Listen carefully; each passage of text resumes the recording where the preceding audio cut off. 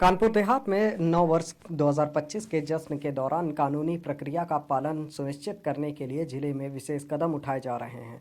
अवैध शराब के कारोबार पर कड़ी नज़र रखने के लिए एक मुश्त टीम बनाई गई है। टीम में आबकारी विभाग, पुलिस प्रशासन के अधिकारी शामिल होंगे। टीम लगाकर कार्यक्रम स्थल पर चेकिंग करी जाएगी। कोई अवैध शराब का कारोबार ना हो सके, इसका भी ध्यान रखा जाएगा। नियमों का उल्लंघन करने वालों के खिलाफ सख्त कार्रवाई की जाएगी।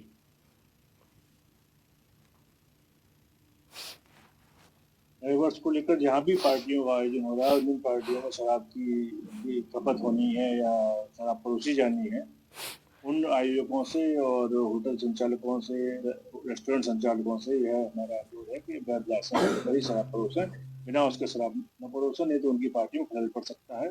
इसके लिए हमारी 6 टीमें जनपद में बनाई हुई हैं, जिलाधिकारी महोदय और आबकारी आयुक्त उत्तर प्रदेश के निर्देशों के अनुसार, और जो लगातार उस पर चेकिंग कार्रवाई करेंगे।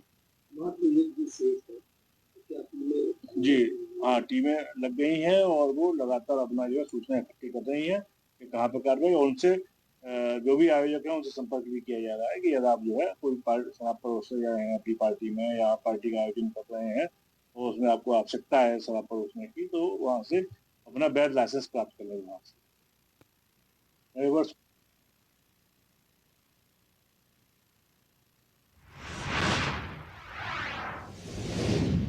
खबर सोनभद्र से है, जहां थाना चौपन क्षेत्र के पास नया साल के उपलक्ष्य पर माता वैष्णो देवी डाला मंदिर में हजारों की संख्या में भक्तों की भीड़ उमड़ी। माता वैष्णो के मंदिर में भक्तों ने माता का जयकारा लगाते हुए बड़े हर्ष उल्लास के साथ माता का दर्शन करते दिखे।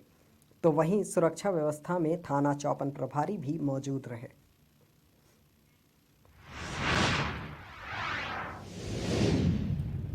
एक तरफ जहां कुछ नए साल की खुशी में पिकनिक, पार्टी आदि कार्यक्रम आयोजित कर सेलिब्रेशन करते हुए दिखाई दे रहे हैं, वहीं कुछ ऐसे लोग भी हैं जो साल के पहले दिन यादगार बनाने और जनहित में काम करने के लिए नए साल का आगाज़ करते दिखाई दे रहे हैं। ऐसा ही एक मामला बालाघाट से सामने आया है, जहां जनशक्ति फाउंडेशन ने 1 जनवरी को शहर के आज़ाद चौक पर स्वास्थ्य विभाग के सहयोग से रक्तदान शिविर लगाया, जिसमें 50 लोगों ने स्वेच्छा से रक्तदान कर मानवता का परिचय दिया। मैं बरखानाथ गंगवानी जनशक्ति फाउंडेशन की फाउंडर हूँ। मैडम, आज किस उद्देश्य को लेकर के रक्तदान शिविर? आज जैसे कि सबसे पहले मैं सभी को नववर्ष की शुभकामनाएं देती हूँ, और हमारा उद्देश्य ये था कि आज 1 जनवरी है, नए सत्र पे हम लोग ने प्रवेश किया है, नए एक मतलब जीवन काल में हम लोग आए हैं। तो हमारा उद्देश्य ये था कि नए वर्ष की जो हम शुभारंभ करें वो एक अच्छे काम के साथ करें, जो हमारे समाज के प्रति और लोगों के हम काम आ सके। इस उद्देश्य को ध्यान में रखते हुए हमने आज रक्तदान शिविर का आयोजन किया है। मैडम, और भी कार्यक्रम करते हैं आप?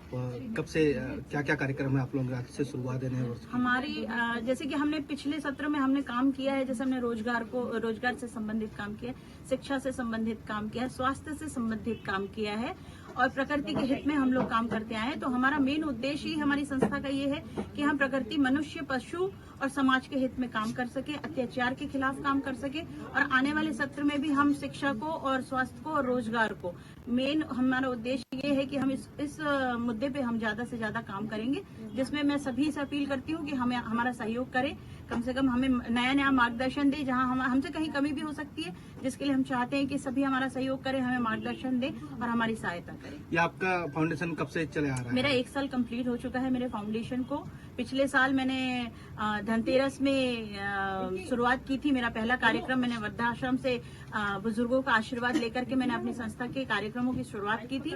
1 साल मेरी संस्था को हो चुका है, और मेरे सभी टीम मेंबर की हेल्प से और सभी की सहायता से मैं 1 साल बहुत सफलतापूर्वक मेरी संस्था ने पूरा किया है, और आगे भी मुझे ऐसी आशा है कि हम लोग अच्छा काम और अच्छा योगदान समाज के हित में दे सकेंगे। मैं बरखा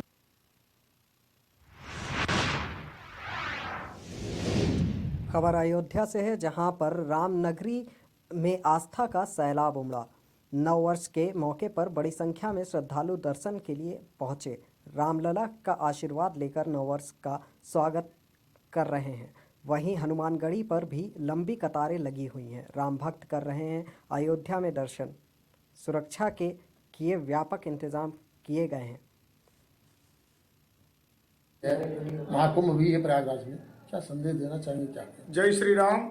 अब की 2025 का जो वर्ष शुरू हुआ, जिसमें विशेष है, जिसमें हमारे अयोध्या से लेकर के प्रयागराज तक, प्रयागराज में अब की महाकुंभ है, जिसमें योगी जी और मोदी जी का विशेष सहयोग है, जिनको पूरे भारतवर्ष से करोड़ राम भक्त लोग प्रयागराज स्नान करने आ रहे हैं, जिसमें हमारे अयोध्या में भी राम भक्त लोग को अयोध्या आ रहे हैं, जिसमें जैसे प्रयागराज में महाकुंभ का स्नान में लाखों के राम भक्त को दिखाई पड़ रहे हैं, तैसे अयोध्या में भी पूरे भारतवर्ष से जो राम भक्त अयोध्या आ रहे हैं, उनका अयोध्या में आने वाले समस्त राम भक्तों का पुरोहित समाज की तरफ से स्वागत, अभिनंदन है। महाराज जी जो है क्या संदेश अयोध्यावासी तीर्थ पुरोहित की तरफ से है? तीर्थ पुरोहित समाज की तरफ से संदेश यही है कि अयोध्या आइए और सरयू जी में स्नान करिए, हनुमान जी का दर्शन करिए, प्रभु राम जी का दर्शन करिए, हमारे अयोध्या में जो संत हैं उनका दर्शन करिए, अपने जीवन को धन बनाइए। यही हमारा पुरोहित समाज की तरफ से रिक्वेस्ट है और यही संदेश है।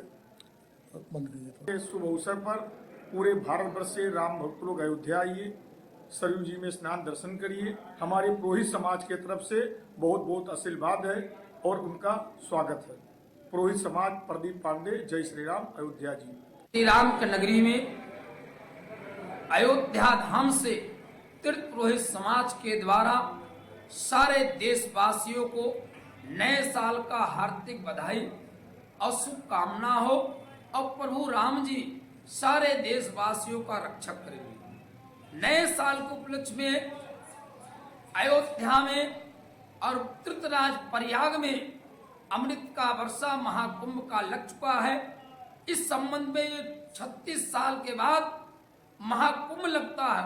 उस महाकुंभ के स्नान में 14 जनवरी को प्रथम स्नान है। नए साल के उपलक्ष्य में पूरे देश के राम भक्त गंगा जमुना सरस्वती का स्नान करके और अयोध्या रामलला का दर्शन करके अपने जीवन को धन बनावे। सारे देशवासियों को नए साल का बधाई, शुभकामना। जय श्री राम। शुरुआत हो चुका है और आने वाले 2 जनवरी को जो है शोभा जन्म महोत्सव, प्रगट महोत्सव भगवान श्री राम लला जी का, जो आज भव्य रूप से राम मंदिर बनकर के तैयार हो गया।